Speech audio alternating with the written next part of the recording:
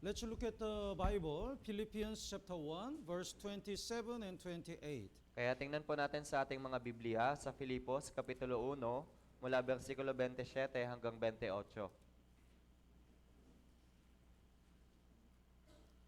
Philippians chapter 1, verse 27 and 28. Kaya sa Filipos po, Kapitulo 1, versikulo 27 hanggang 28. Basahin po natin ng sabay-sabay. 3, 2, 1. Ang inyo lamang pamumuhay ay maging karapat-dapat sa Ebanghelyo ni Kristo, na kahit ako ay dumating at kayo'y makita o wala man sa harapan ninyo at mabalitaan ko ang mga bagay patungkol sa inyo, na kayo'y naninindigan sa isang espiritu na may isang isipan na magkakasamang nagsisikap para sa pananampalataya ng Ebanghelyo. At anuman ay huwag kayong matakot sa inyong mga kaaway, para sa kanila ito ay tanda ng kanilang kapahamakan, ngunit ang inyong kaligtasan, at ito'y mula sa Diyos. Yes. So today's title is Unity for Winning Souls. Kaya yung pamagat po ng ating sermon ngayon ay yung pagtatagumpay na magkakasama sa kaluluwa. That will be the slogan for Ortigas Church in 2026. Kaya ito po yung slogan ng Ortigas Church sa taong ito. So today we're gonna study these two verses in details. Kaya pag-aaralan po natin ng detalyado yung mga bersikulong ito. The Bible says, "Only let your conduct be worthy of the gospel of Christ." Kaya sinasabi ng Biblia, ang inyo lamang pamumuhay ay maging karapat-dapat sa Ebanghelyo ni Kristo. So what is the gospel? Kaya ano po ba ang Ebanghelyo? And what is the Christian life which is worthy of the gospel? Kaya ano ba ang pamumuhay Kristiyano na karapat-dapat sa Ebanghelyo? And the Apostle Paul says, "Whether I'm come and see you or am absent," it means whether other people look at us or not, we have to live for the gospel only for the Lord. Kaya sinasabi ni Apostol Pablo na kahit ako ay dumating at kayo man may makita o wala man sa harapan ninyo, na ibig sabihin na kahit wala mang nakakakita sa ating ginagawa, dapat pa rin natin ipangaral ang Ebanghelyo. So what is the Christian life which is worthy of the gospel? Kaya ano po ba yung buhay Kristiyano na karapat-dapat sa Ebanghelyo? Here, one spirit and one mind.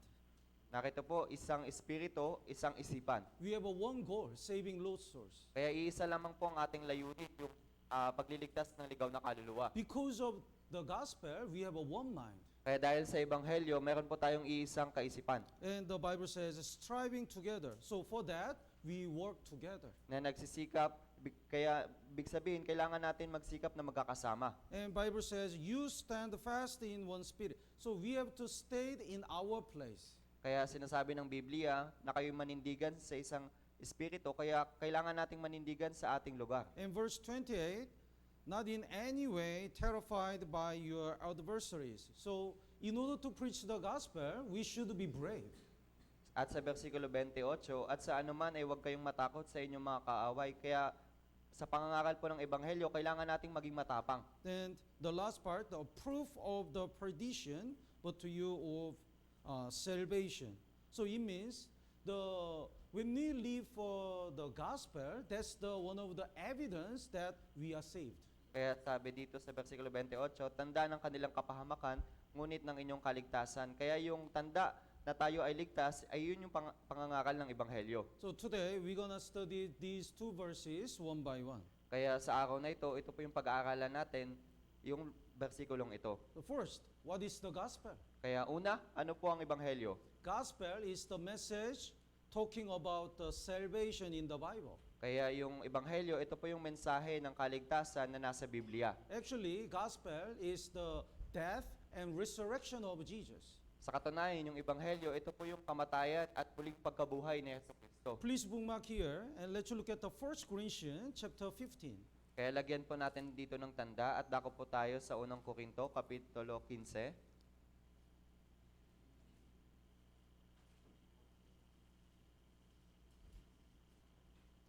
Verse 1 and 2, would you read?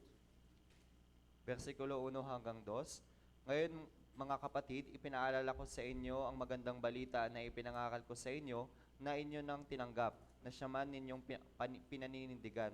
Na sa pamamagitan nito, kayo ay ligtas kung matatag ninyong itong pangahawakan, malibang kayo'y sumampalataya ng walang kabuluhan. Apostle Paul says, I preach the gospel. Kaya sinasabi ni Apostol Pablo aking ipinangaral ang ebanghelyo. Because of gospel, you get salvation. Dahil sa ebanghelyo kayo ay naligtas. Then what is the gospel? Kaya ano ang ebanghelyo? The verse 3. Nasa- Basahin po natin ng sabay-sabay. 3, 2, 1. Sapagkat ibinigay ko sa inyo una sa lahat ang akin ding tinanggap na si Kristo ay namatay para sa ating mga kasalanan ayon sa mga kasulatan. Yes. Jesus Christ died for our sin. That is the gospel. Kaya si Kristo ay namatay para sa ating mga kasalanan. Ito po yung ebanghelyo. We cannot pay the penalty of our sins. Hindi natin kayang bayaran yung kabayaran ng ating kasalanan. That's why instead of us, Jesus died for our sins. Kaya imbes na tayo, si Jesucristo ang namatay para sa atin. Not only past sins, but also the future sins, Jesus died for all our sins. Hindi lamang nung nakakaang kasalanan, kundi ang kasalanan din natin sa hinaharap. Lahat ng ating kasalanan ay kinuha na ni Jesus. So death of Jesus is the gospel. Kaya yung kamatayan ng Panginoong Jesus, ito po yung ebanghelyo. And also, resurrection of Jesus is the gospel.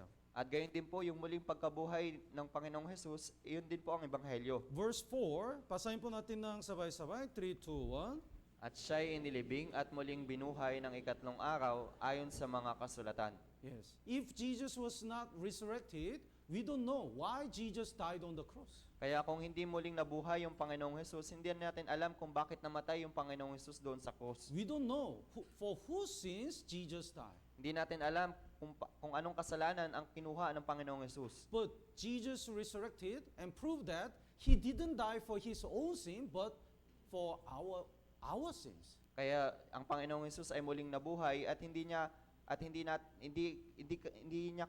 kasalanan ito kundi kasalanan natin.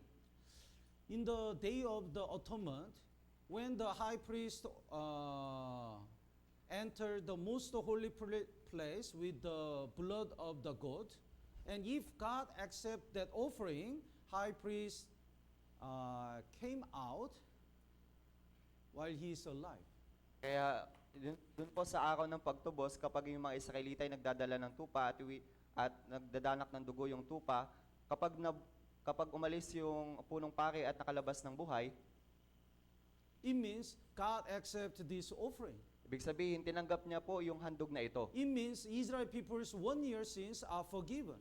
Kaya ibig sabihin, yung kasalanan ng mga Israelita sa buong taon ay napatawad. But if the high priest is killed and doesn't come out, it means God doesn't accept this offering. Pero kung yung punong pari ay namatay sa paglabas sa dakong banal, ibig sabihin, hindi tinanggap ng Diyos yung handog na ito. So, as a proof that we are already forgiven and God accept the blood of Jesus Christ, Jesus was resurrected. Kaya bilang katibayan na tayo niligtas, si Jesucristo ay muli pong nabuhay. And by His resurrection, He gave us His own righteousness. Kaya sa pamamagitan ng kanyang muling pagkabuhay, ibinigay niya sa atin yung kanyang katwiran. So without this true gospel, nobody can get salvation and go to heaven. Kaya kung wala itong tunay na ebanghelyo, kaligtasan, wala pong sino man ang maliligtas. But Bible says there are another gospel, another Jesus, another spirit. Pero sinasabi ng Biblia, merong ibang ebanghelyo, ibang Jesus, at ibang kaligtasan. So many churches talking about another gospel. Kaya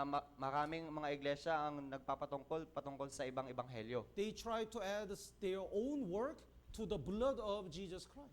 Dinadagdag nila ang kanilang katwiran doon sa dugo ng Panginoong Jesus. It means they don't trust the perfect the blood of Jesus. Kaya hindi po sila nagtitiwala sa perpektong kaligtasan at dugo ng Panginoong Jesus. Tama po ba? I washed the dishes for my wife. Kaya ako po ay naghugas ng mga pinggan para sa aking asawa. And I said, it's finished. Kaya sinabi ko, tapos na ito. But she washed that dishes again. Pero hinugasan niya muli ito. It means she doesn't trust my work. Kaya ibig sabihin, hindi siya naniniwala sa aking salita. Tama po ba? Jesus forgave all our sins. And He said, it is finished. Kaya pinatawad na ng Panginoong Jesus lahat ng ating mga kasalanan at sinabi niya, natupad na. But if we try to add our prayer and the good works to the blood of Jesus Christ, it means we don't trust the blood of Jesus. Kaya kapag ating idinadagdag yung ating panalangin at mabubuting gawa, ibig sabihin hindi tayo nagtitiwala doon sa kaligtasan na ginawa ng Panginoong Jesus. That is unbelieving. Iyon po yung hindi pagsampalataya. That's why the people cannot get salvation. Kaya yung mga tao ay hindi makatanggap ng kaligtasan. The problem is, even the pastor, unsaved pastors and priests, they don't care about the whether people believe the true gospel or not. Kaya yung mga hindi ligtas na pari at mga pastor, wala po silang pakialam kung maniniwala sila yung mga tao sa tunay na kaligtasan. Let's look at the Jeremiah chapter 6. Kaya tingnan po natin sa Jeremias Kapitulo 6. Jeremiah chapter 6 verse 14. Jeremias Kapitulo 6, versikulo 14.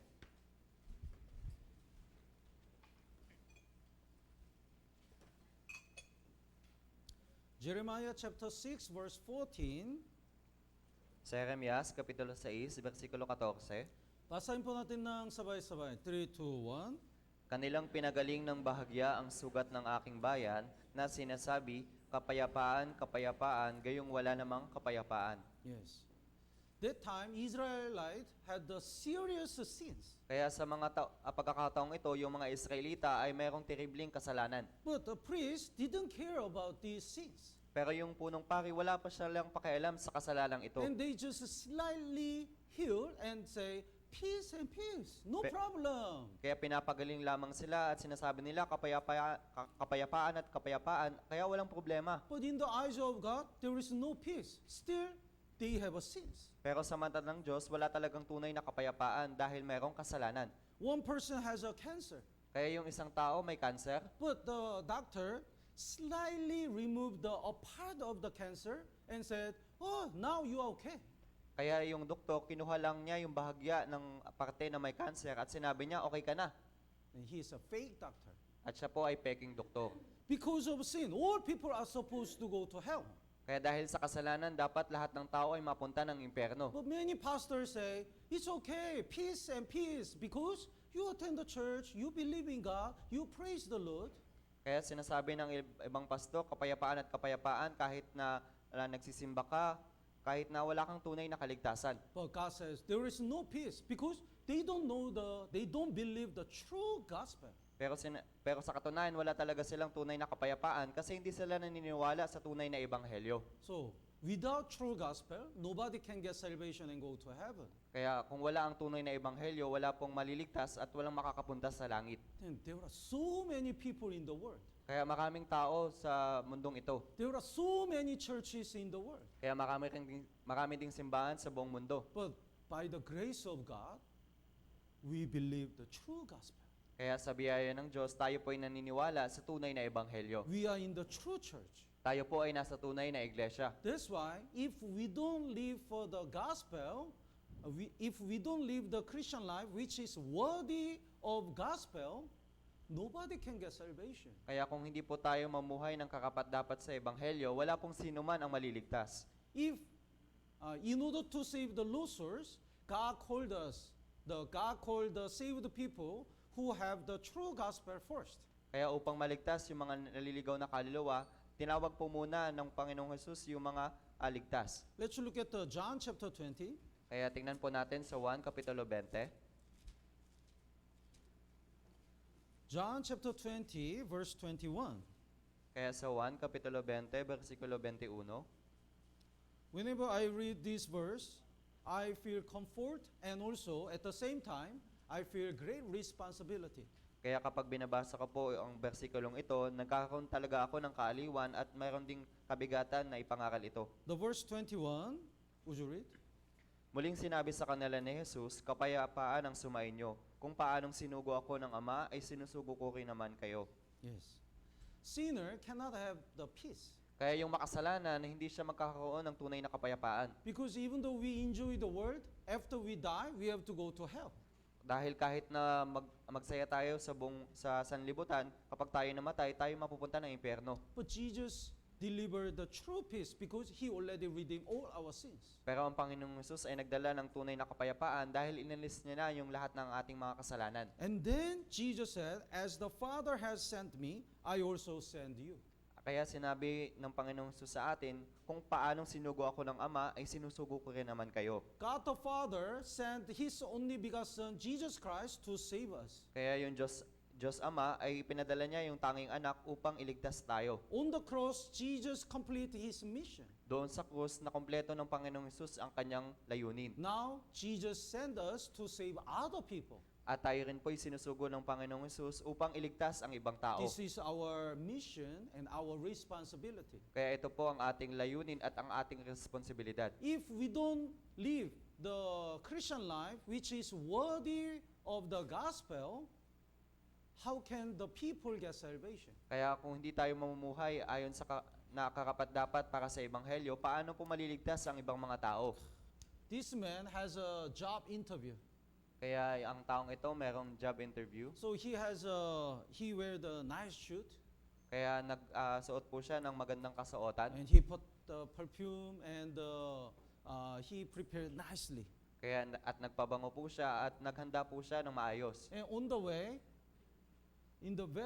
there is a very dirty pot. At sa pagpunta niya po, meron po ditong maruming lugar.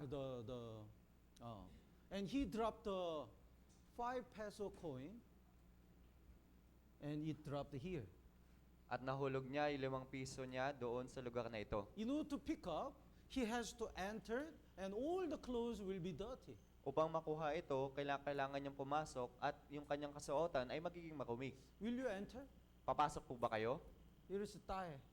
Meron po ditong tae. So, will you enter? Papasok po ba kayo? For 5 peso. Para sa 5 piso? No? Wala? If somebody wants to enter, I want to stop him. Kaya kung mayroong tao magnais na pumasok, papahintuin ko siya. I'll give 5 peso. Bibigyan ko Don't na lang do siya that. ng 5 piso. Huwag ka na mag-alala. What if this is a 20 peso? Paano na lamang po kung 20? Will you enter? Papasok po ba kayo? No. Because it's not worthy that much. Dahil hindi po ito karapat-dapat na pasukin para dito. But one baby here is a sinking. Pero narito po yung isang sanggol at palubog na siya. And he cried. At siya umiiyak. Oh. Very good interpreter.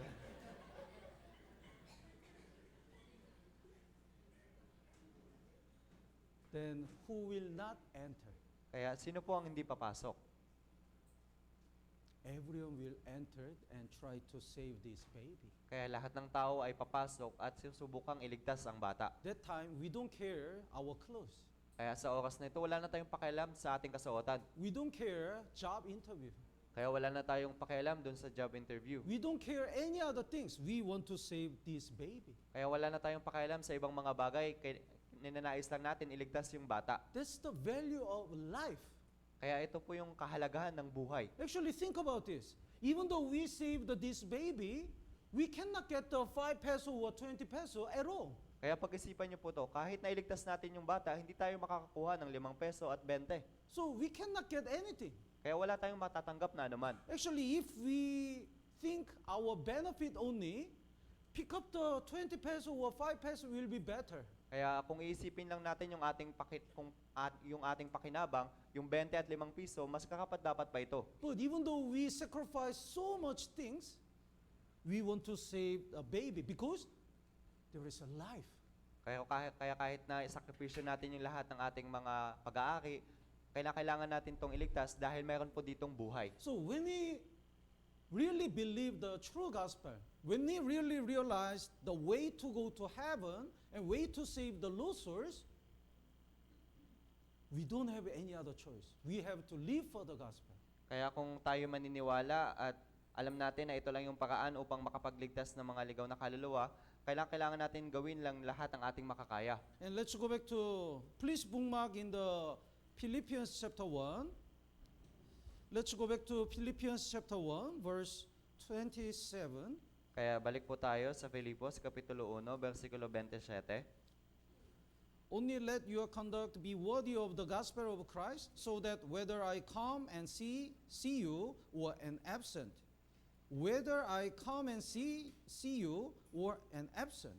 Kaya sabi, ang inyong lamang pamumuhay ay maging karapat-dapat sa Ebanghelyo ni Kristo, na kahit ako ay dumating at kayo makita o wala man sa harapan ninyo.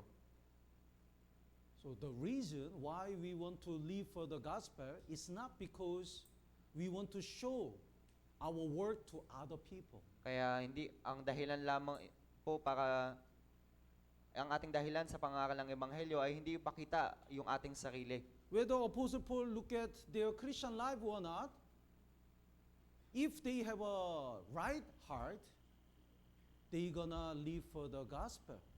Kaya kahit na yung kanilang pamumuhay ay hindi makita ni Apostol Pablo, yung kung mayroon lamang silang tamang puso ay mamumuhay sila para sa ebanghelyo.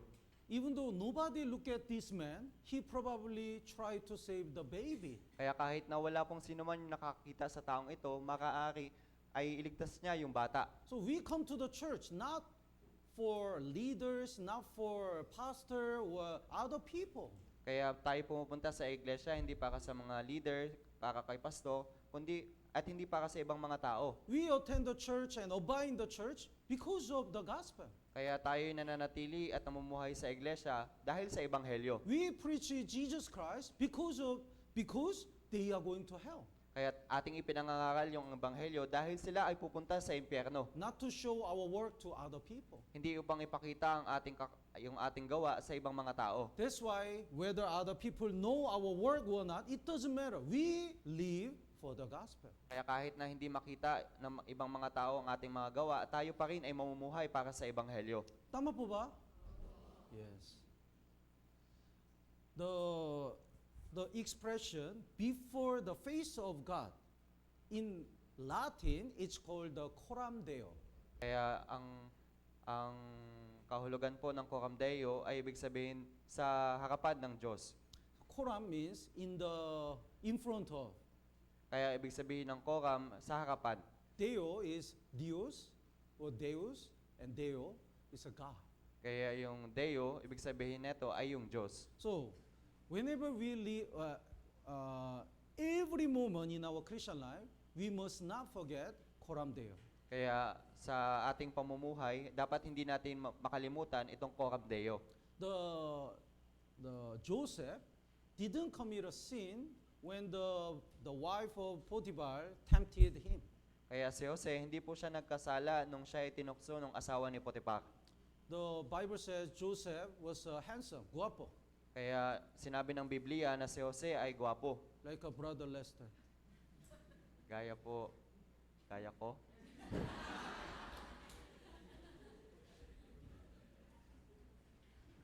That's why he was tempted. The wife tried to tempt him, Kaya sinubukan po ng asawa na tuksohin siya. but he never forget. Even though there are only two persons, he was in front of God. Kaya kahit na dalawa lamang po sila sa oras na iyon, hindi niya nakalimutan na siya ay nasa harapan ng Diyos. That's why whether other people check his sin or not, it doesn't matter. He didn't want to commit a sin. Kaya kahit na hindi suriin ng ibang mga tao yung kanyang kasalanan, wala po siyang pakialam. Let's look at the 2 Chronicles chapter 27. Kaya dako po tayo sa ikalawang kronika, kapitulo 27. 2 Chronicles chapter 27, Sa ikalawang kronika, kapitulo 27, verse 6. versikulo 6.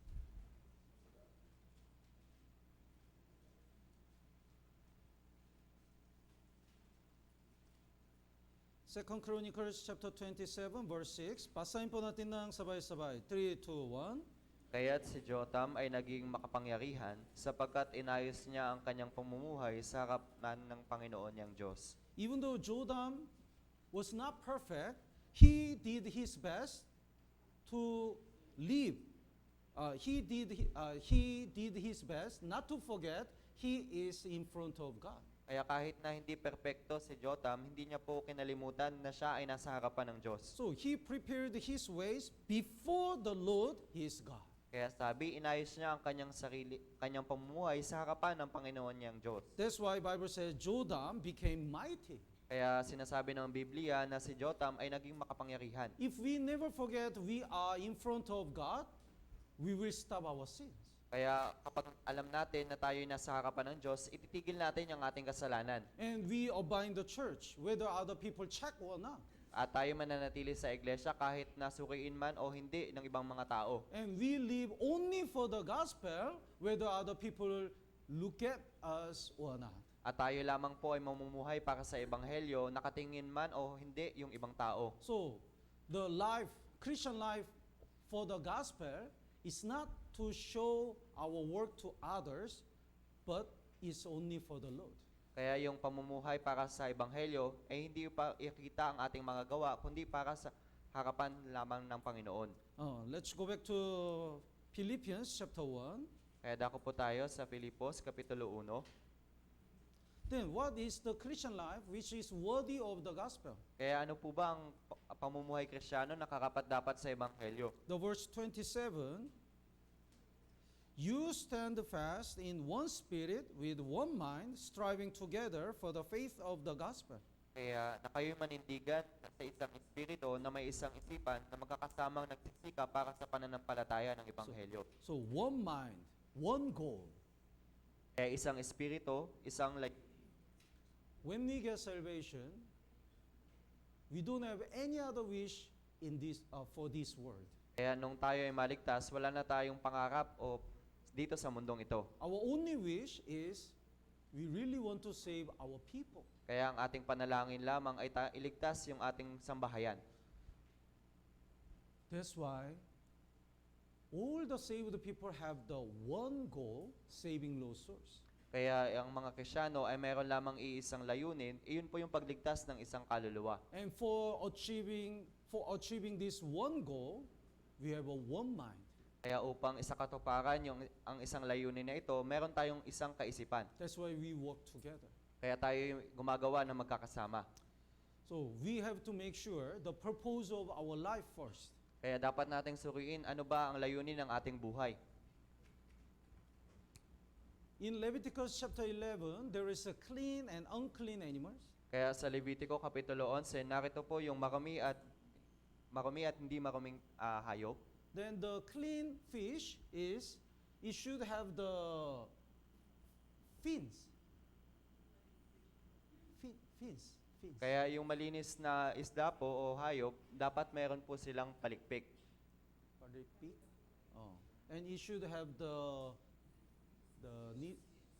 scales. At meron din po silang hasang. So what's the work of the role of the fins? Kaya ano po ba yung layunin ng palikpik? It make a right direction. Gumagawa po ito ng tamang direksyon. Tama po ba? The fish, then it turn around. Kaya yung isda ay umikot ng umikot. Then with the tails, it goes forward. Kaya sa pamamagitan ng buntot, dumidiretso. So we have to make sure what is the direction of our life. Kaya dapat nating malaman ano yung direksyon ng ating buhay. What is the purpose of all the Christian life?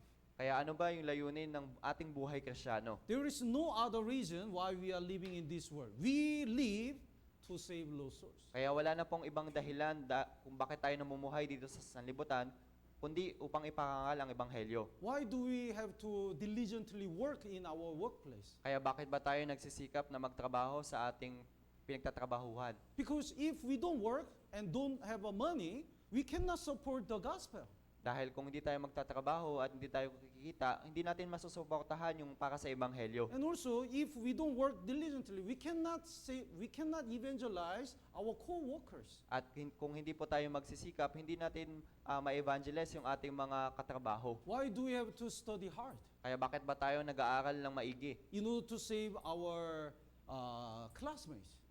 Ito po yung dahilan upang iligtas yung ating mga kamag-aral. Why do we do our best to do the housework? Kaya bakit ba tayo nagsisikap na maggawa sa ating By bahay? cleaning, cooking, through all the housework, we can evangelize unsaved family, and also we can support the saved family. Kaya upang maglinis at magluto, ginagawa po natin ito upang iligtas yung mga hindi paligtas at upang suportahan ang ating pamilya. Why do we need the Word of God, prayer, and fellowship? Kaya bakit ba natin kailangan yung salita ng Diyos, panalangin at fellowship? Without these spiritual strengths, we cannot preach the gospel. Kaya kung wala ang mga spiritual na kalakasang ito, hindi natin maipapangaral ang ebanghelyo. So the reason why we have to live all the things, why we have to do all the things, and why we need all the things in the church is because of the gospel. Kaya bakit ba natin kailangan at dapat ipamuhay yung mga bagay na ito sa loob ng iglesia?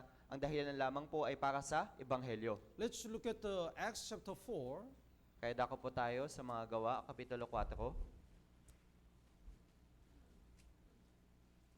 Acts chapter 4, verse 32. Kaya sa mga gawa, Kapitulo 4, versikulo 32. Would you read? At buong bilang ng mga sumasampalataya ay may pagkakaisa sa puso at kaluluwa. Sino may walang nagsabing kanya ang anuman sa kanyang mga ari-arian, kundi lahat nilang pag-aari ay para sa lahat. In the early church, when they got salvation, they have a one mind and one goal. Kaya yung mga unang iglesia po, nung sila ay namumuhay para sa kanilang buhay Kristyano, meron po silang iisang layunin at iisang gawain. So they shared everything they have. Kaya ibinabahagi nila yung kanilang pag-aari sa lahat. And they devote everything they have only for the gospel. At ibinibigay nila ang kanilang pag-aari para sa Ebanghelyo. Because they have a one mind. Dahil meron po silang iisang kaisipan. If we don't have a one mind,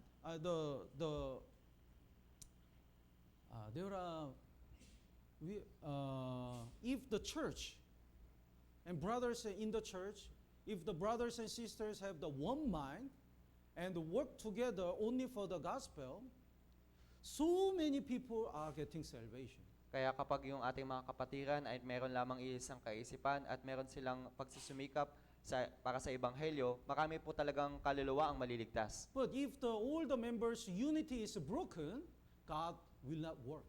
Pero kapag yung pagkakaisa ay masira, hindi po kikilos ang Diyos. So each one of them try to evangelize, but we cannot see the much fruit. Kaya ang bawat isa sa kanila ay sumusubok na mag-evangelize, pero hindi natin makita yung paggawa. Think about this. We really want to evangelize our province and our family.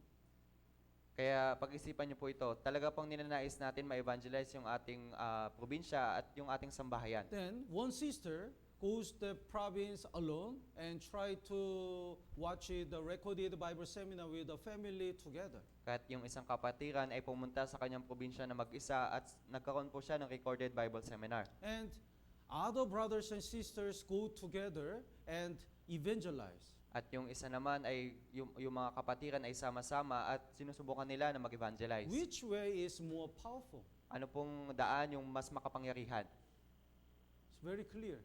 This, when we work together with one mind, God work in us more greatly. Kaya ito po ay napakalinaw. Kapag tayo nagsusumikap na magkakasama, talagang mas kikilos po sa atin yung Diyos. So, we have so many parts in our body. Kaya sa buong katawan natin, marami po tayong parte. In order to achieve the will of the head, all the parts must be united and the same mind. Kaya upang magawa yung kalooban ng ulo, yung bawat parte ay kailangan magkaisa. Otherwise, we cannot achieve the will of God. Kaya kung hindi natin magagawa yung kalooban po ng Diyos. So, one king command a hunter one thing. Kaya yung isang hari, nagsugo po siya o nagutos po siya sa isang mangangaso. The king said, "You find the white deer and hunt and bring its liver." Kaya sinabi niya, kumuha ka ng puting usa at kunin mo yung kanyang atay.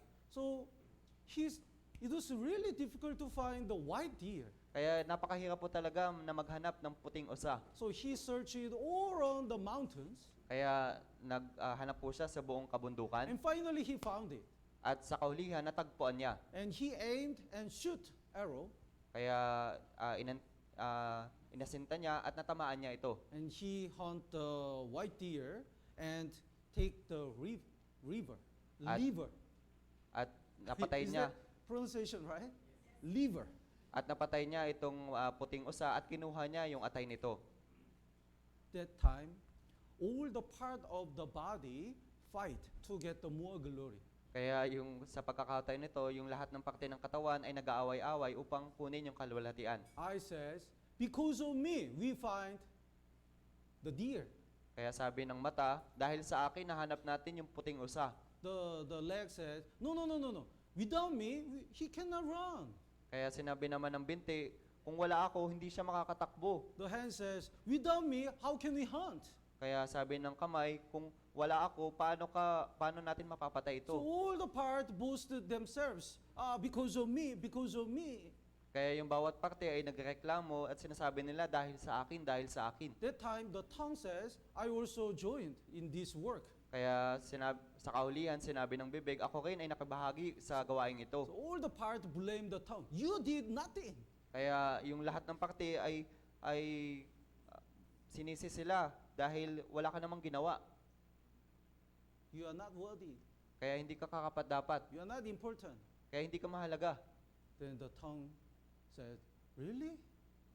Talaga? Kaya sinabi ng bibig, talaga ba? Then when the hunter offered the liver of the white deer, the tongue got angry.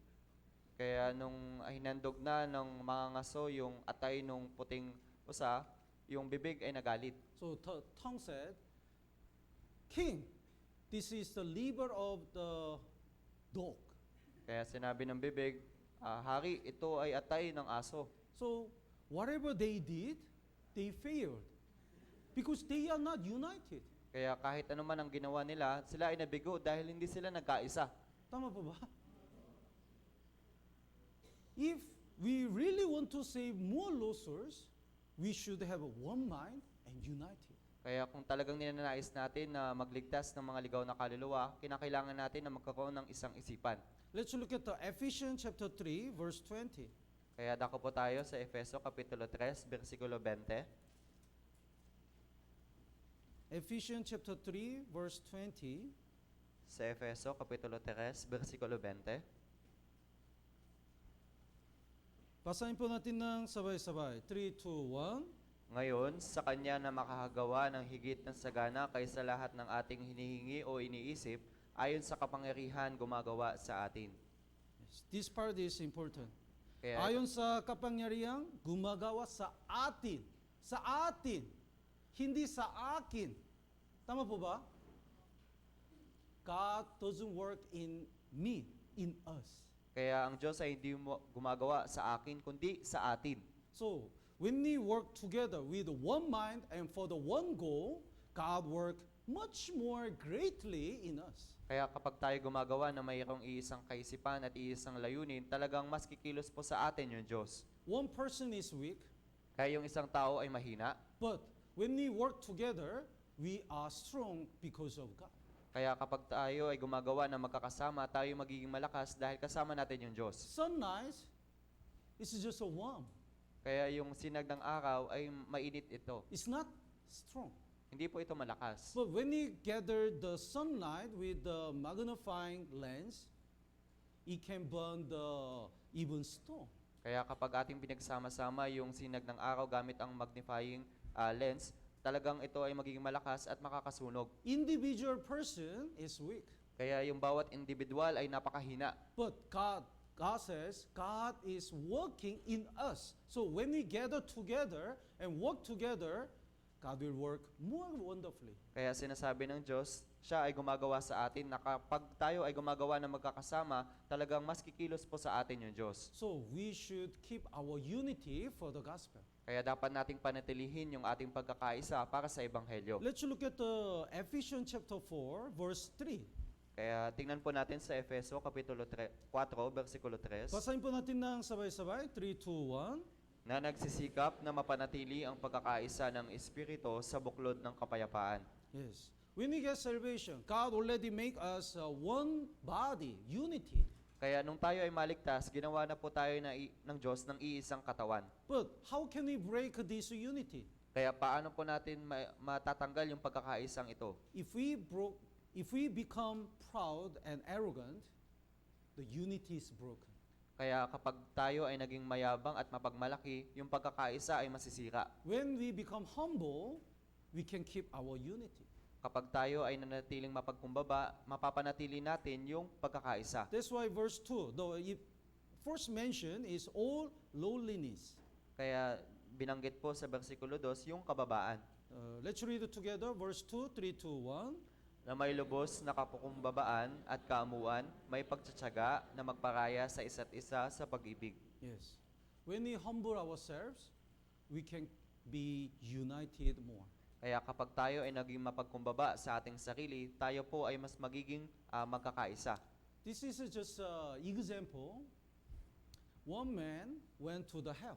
Kaya ito po ay isang halimbawa lamang.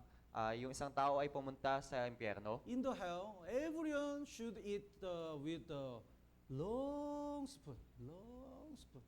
Kaya sa impyerno, kapag sila ay kakain, gumagamit sila ng mahabang kutsara. So they put the food like this, very far, and try to eat.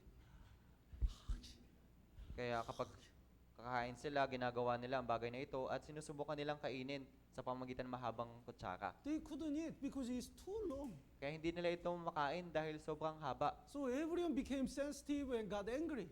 Kaya yung bawat isa ay naging sensitibo at nagreklamo. They always fight. Kaya lagi sila nag-aaway. It is hell. Hell. Kaya ito po yung impyerno. But this man went to the heaven. At yung isang tao na ito pumunta naman sa langit. Amazingly, there is the same rule. Kaya nakakamanghang bagay na ito, meron silang parehas na sitwasyon. All people should eat the food with the long spoon.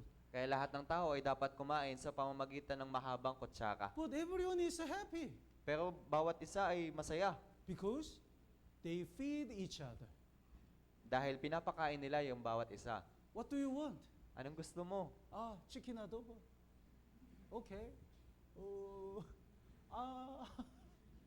and he feed another. That man feed the other. Kaya yung tao na ito, pinapakain niya yung ibang tao. So, even though same situation, depending on the how much they are humble and serve each other, it can be a hell or heaven. Kaya kahit na parehas po sila ng sitwasyon, depende sa kanilang kapakumbabaan, ay magiging impyerno o langit ito. Don't make our church hell. Kaya wag niyo pong gawing impyerno yung ating iglesia. Please, we have to be humble and we have to make our church heaven. Kaya dapat tayong maging mapagkumbaba at gawin nating langit ang ating iglesia. Tama po ba? So, when we are united for the gospel, that's the Christian life which is worthy of the gospel. Kaya kapag tayo ay nagkakaisa para sa ebanghelyo, ito po yung pamumuhay na karapat-dapat sa ebanghelyo. And also, the way, in order to be united, we have to love each other. Kaya upang magkaisa, ay dapat nating mahalin ang bawat isa. Let's go back to, let's look at the 1 Corinthians chapter 12, Kaya dako po tayo sa unang Korinto, Kapitulo 12, verse 26. versikulo 26.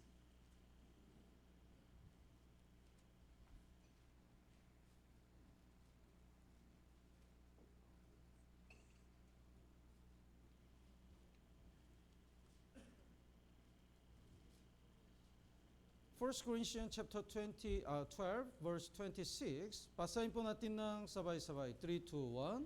Kapag ang isang bahagi ay naghihirap, lahat ay naghihirap na kasama niya. O kapag ang isang bahagi ay pinakarangalan, sama-samang nagagalak ang mga bahagi. All the part of the body are connected and united. Kaya lahat ng bahagi ng ating katawan ay magkakakonektado. That's why, like verse 26, if one member suffers, all the members suffer with it. Kaya sabi sa versikulo 26, kapag ang isang bahagi ay naghihirap, lahat ay naghihirap na kasama niya. If one member is honored, all the members rejoice with it. Kapag ang isang bahagi ay pinakarangalan, sama-samang nagagalak ang mga bahagi. Because all the members are the part of the body, one body. Dahil bawat bahagi ay parte sila ng buong katawan. The verse 27, basahin po natin ng sabay-sabay. 3, 2, 1. Kaya nga ang katawan ni Kristo, kaya bawat isa ay mga bahagi. Yes. So, if we are one body, if one brother or sister becomes leader or be fruitful, evangelize many people, and become an evangelist. We are so joyful and happy together. Kaya kapag tayo ay iisang katawan lamang, kapag ang isang kapatid ay naging leader at namumunga at naging evangelist, tayo po talaga ay magagalak at maging masaya. Not jealous. Hindi po tayo maiinggit. Tama po ba? Oh, tama po ba? And if some members suffered, they have a struggling in their Christian life, and they have a sin, and they depart from the church, our heart is broken because we are one body. Kaya kapag isang kapatid naman po ay nahihirapan, nagkaroon ng kasalanan at nahihirapan sa kanyang buhay Kristyano, magkakaroon tayo ng kaparehas na kahirapan dahil tayo ay isang katawan.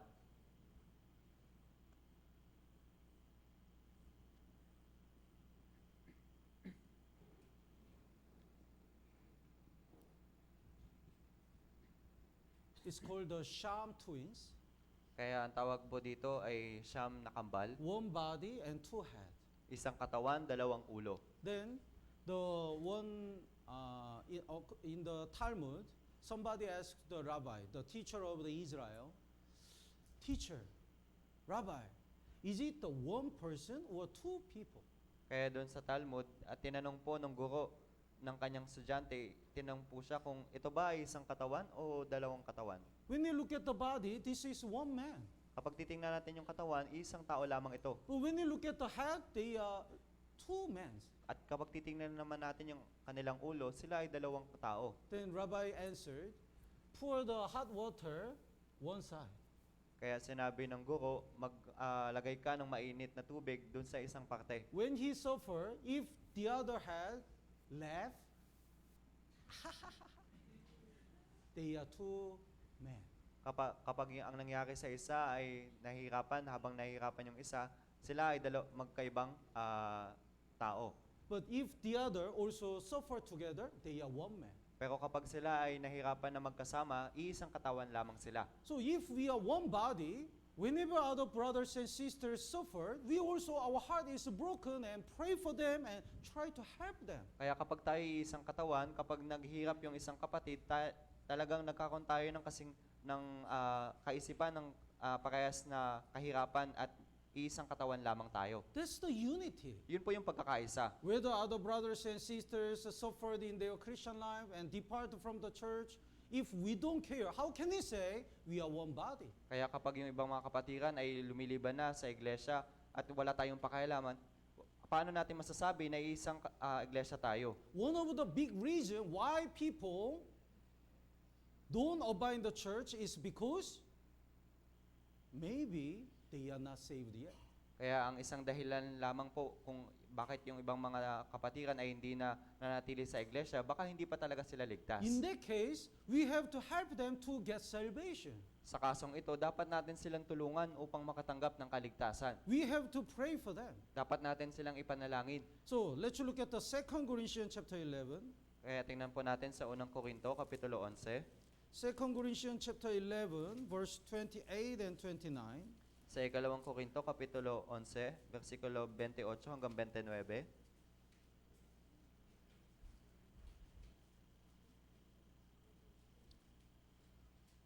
Basahin po natin ng sabay-sabay. 3, 2, 1. Bukod sa mga bagay na nasa labas, ako'y araw-araw na nabibigatan sa alalahanin para sa mga iglesia. Sino ang mahina at ako ba'y hindi mahina? Sino ang natitisod at ako ba'y hindi nagiinit? Yes.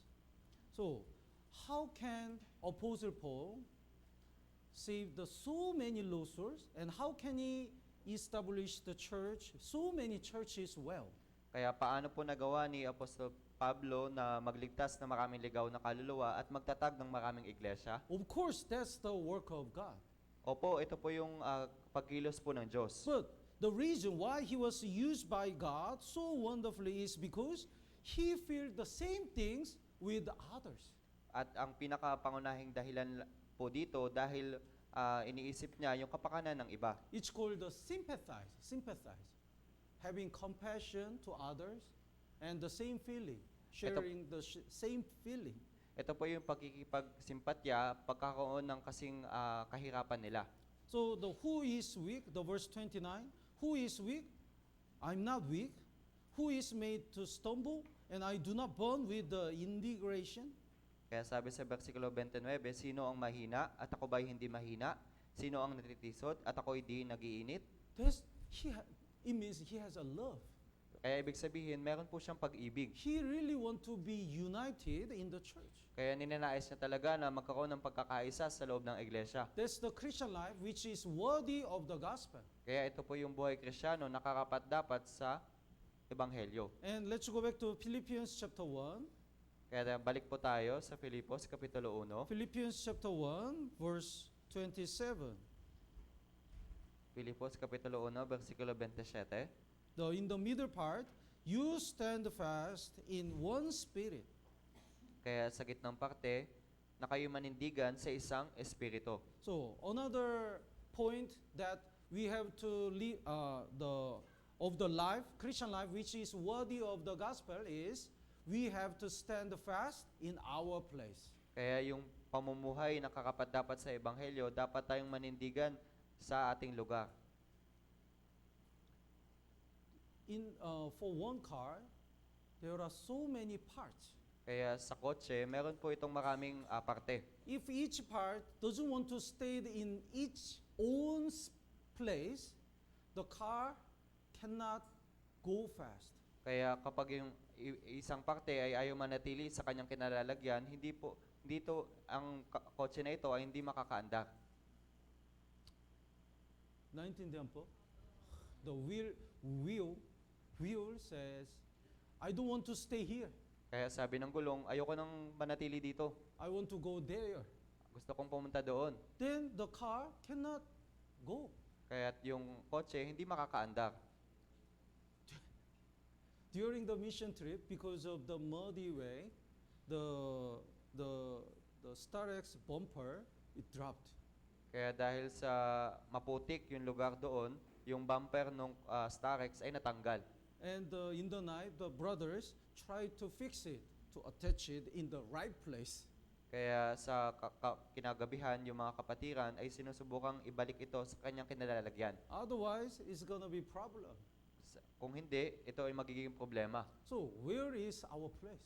Kaya saan po ba tayo na dapat manatili? When we have the Wednesday sermon, this is my place. Kaya kapag tayo mayroong Wednesday sermon, ito po yung lugar kung saan dapat tayo nandoon. When we have the Lord's Day sermon, this is right place for me. Kaya kapag tayo ay mayroong Sunday sermon, dapat manatili tayo sa lugar na ito. Whenever we preach the gospel in the Bible seminar, that is our place. Kaya kapag ating ipinangaral yung Ebanghelyo, yung Bible seminar, yun po yung ating dapat kinalalagyan. We have to stay in our place, the place of Christian.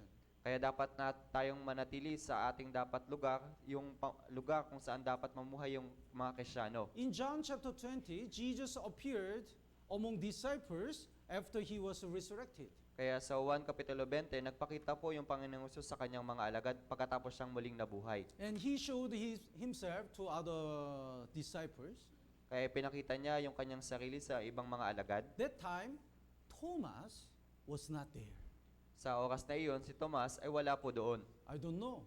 Maybe he had a busy work or he visited the other place. I don't know. But anyway, he was not there. Hindi ko po alam kung abala po siya na magtrabaho. Pero sa totoo, wala po siya doon. Then just imagine, when the Thomas came back, all the disciples are so excited because they saw Jesus. Kaya nung dumating si Tomas, yung ibang mga alagad ay sobrang nagagalak at nasasaya dahil nakita nila ang Panginoong Hesus. So all the other disciples witnessed, we met Jesus. And he was resurrected. Kaya yung patotoo ng ibang mga alagad ay sinabi nila, nakita namin ang Panginoong Hesus at siya'y muling nabuhay. But Thomas couldn't join this joy. Pero si Tomas hindi siya makasama sa kagalakang ito. He missed the blessing of Jesus because he was not there. Hindi niya natanggap yung pagpapala ng Panginoong Hesus dahil wala siya doon. If we miss the fellowship or Bible seminar, we miss all the blessing which God prepared for us. Kaya kapag hindi tayo nakapunta sa mga fellowship at Bible seminar, hindi natin matatanggap yung pagpapala na ibibigay ng Diyos. So we have to stand fast and to keep our position. Kaya dapat tayong manindigan upang manatili sa ating kinalalagyan. Let's look at the Nehemiah. Kaya dako po tayo sa Nehemias. Nehemiah chapter 6 verse 11. Sa Nehemias Kapitulo 6, versikulo 11. Nehemiah chapter 6 verse 11.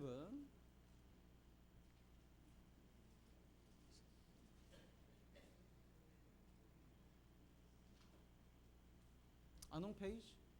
Page 642. 642. Nehemias. Nehemiah chapter 6 verse 11.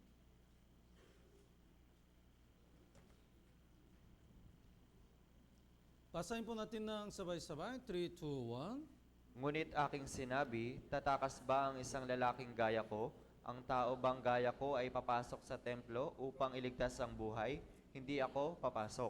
Yes. Nehemiah, the background is this. By Zerubbabel,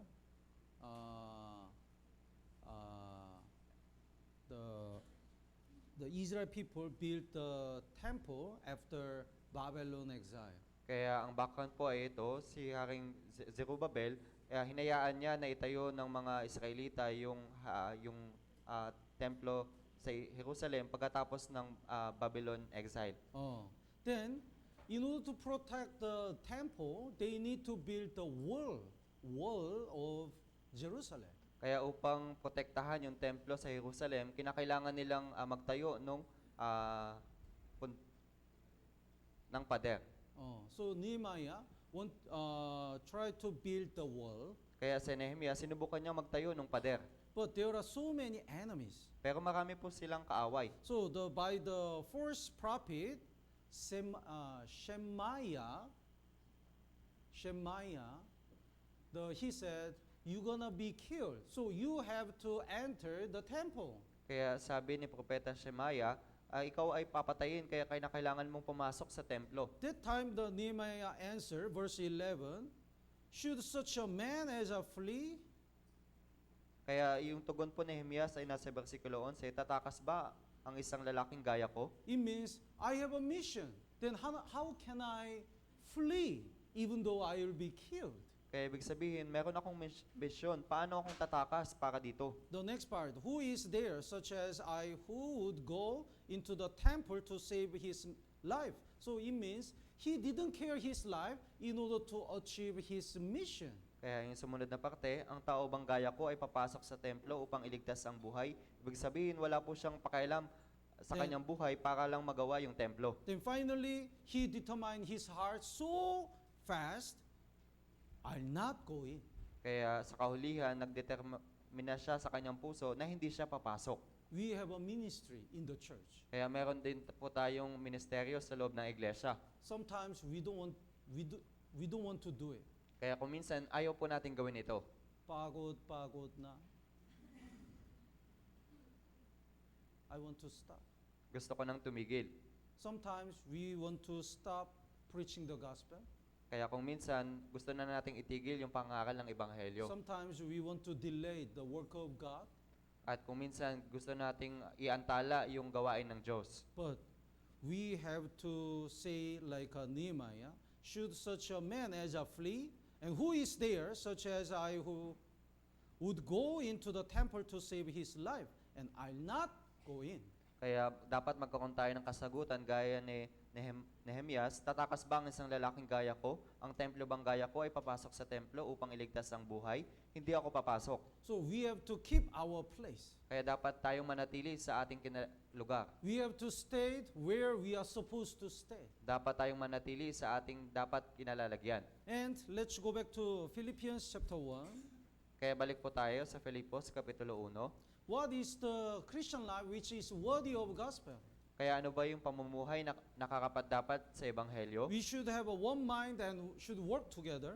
Kaya dapat tayo magkaroon ng isang kaisipan at gumagawa ng magkakasama. And we should stand fast in our place.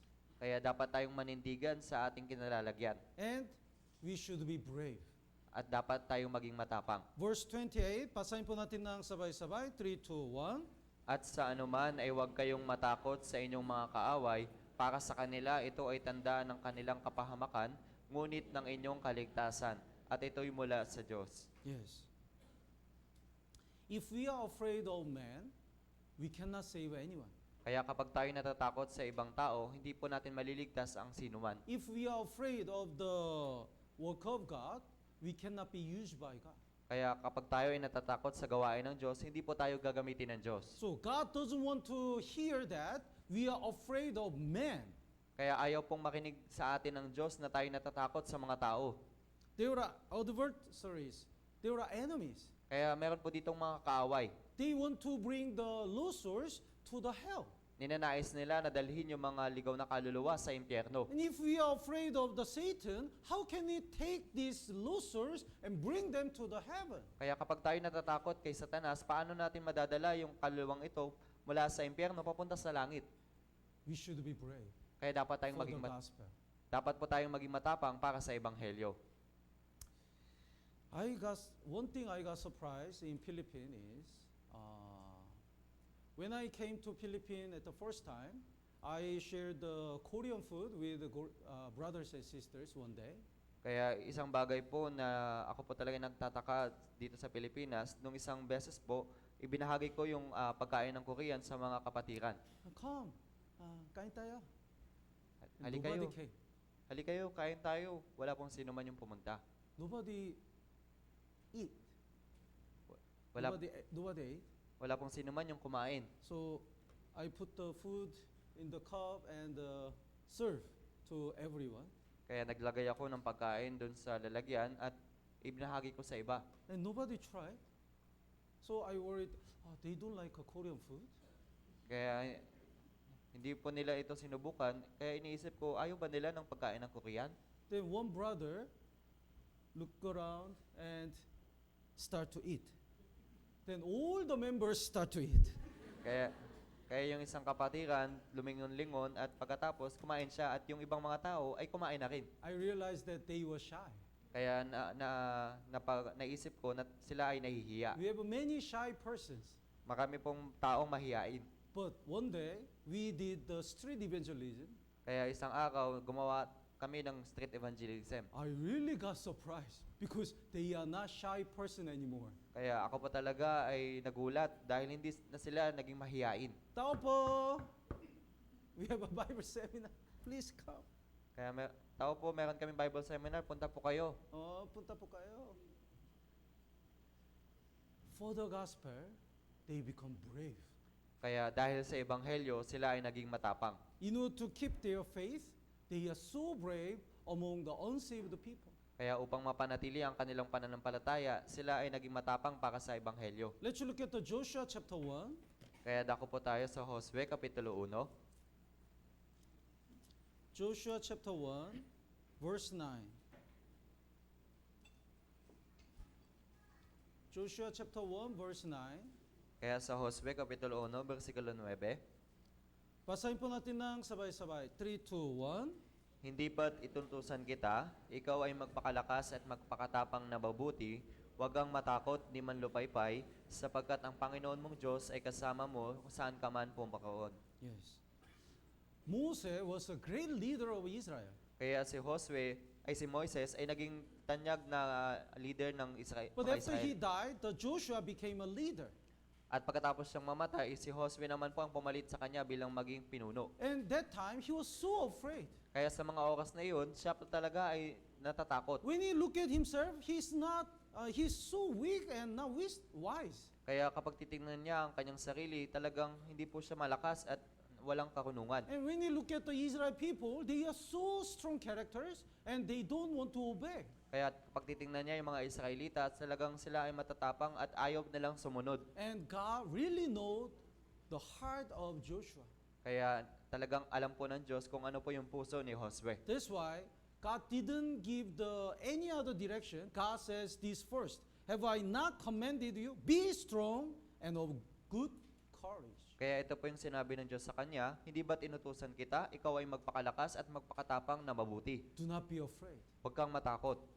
Do not be afraid. Kaya huwag kang matakot. Because God promised He is with us. Dahil ipinangako ng Diyos na sasamahan tayo ng Diyos. Have you seen the circus of elephant show? Kaya nakakita na ba kayo ng circus ng elepante?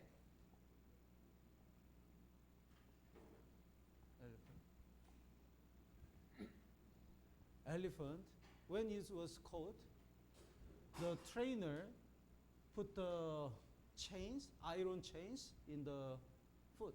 Kaya yung elepante, nung nahuli po siya, yung kanyang tagasanay ay naglagay ng kadena doon sa kanyang paa. So wild elephant tried to run away, but because of this, he couldn't. Kaya kahit na sinusubukan ng elepante na tumakbo, dahil sa kadenang ito, hindi niya pa ito magawa. And there is a moment he gave up to At- run away. At mayroong isang pagkakataon na sumuko na siya na umalis. Since that time, the trainer changed this iron chain with the cotton, only the cotton chain. He just tied the cotton. Kaya sa oras na ito, pinalitan ng kanyang amo yung kadena ng koton. Then elephant doesn't run away anymore. At sa mga panahon na ito, hindi na tumatakbo yung elepante. He think he already tried and it didn't work. Kaya iniisip niya na sinubukan niya na at hindi naman niya ito nagawa. So he gave up to run away. Kaya sumuko na siya na tumakbo. Some Christians like this elephant. Kaya yung mga Kristyano, gaya po ng elepanteng ito. I already tried to evangelize, but I was rejected. Kaya sinubukan ko na mag-evangelize, pero sila ay tumanggi. I tried to live for God, but I always fail. Sinubukan ko na mamuhay para sa Diyos, pero nabibigo ako. So I can't. Kaya hindi ko na kaya. They are so afraid of the situation, rejection, and other people. Kaya talagang natatakot sila sa ibang mga tao, sa pagtanggi. But the one that we have to afraid is not situation and the people, but only God. Pero yung bagay na dapat nating katakutan ay hindi yung tao at yung sitwasyon, kundi yung Diyos. So the time's up. So let's go back to Philippians chapter 1, Kaya balik po tayo sa Filipos, Kapitulo 1. the verse 28, the last part, the middle part, which is to them a proof of the perdition, but to you of salvation, and that from God. Kaya sa gitnang parte, para sa kanila ito ay tanda ng kanilang kapahamakan, ngunit ng inyong kaligtasan at ito ay mula sa Diyos. So the evidence of the salvation is the Christian life which is worthy of gospel. Kaya yung tanda na tayo ay ligtas, ito po yung pamumuhay na karapat-dapat sa Ebanghelyo. Some people say, I get salvation, I can go to heaven. But they don't care about the lost souls. They don't sacrifice anything for the gospel. Then how can he prove that he's really saved?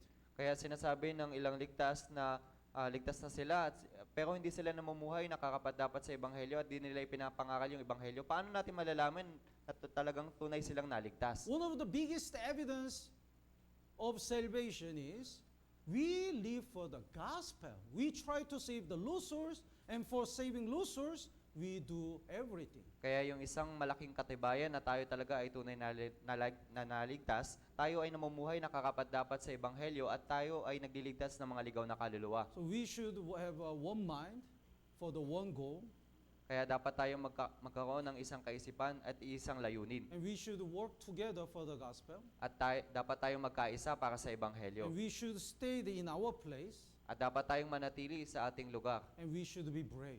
At dapat tayong maging matapang. And I really hope and pray we are united more for winning the souls. Kaya ako po talaga ay nananalangin na tayo ay magkaisa upang magtagumpay para sa mga ligaw na kaluluwa. So, the 2026,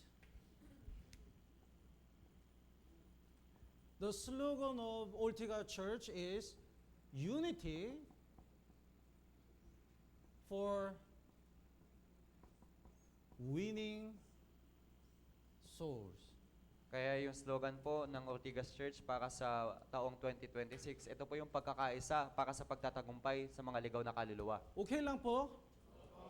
So, I really hope and pray we save more losers with our unity and with the grace of God in this year.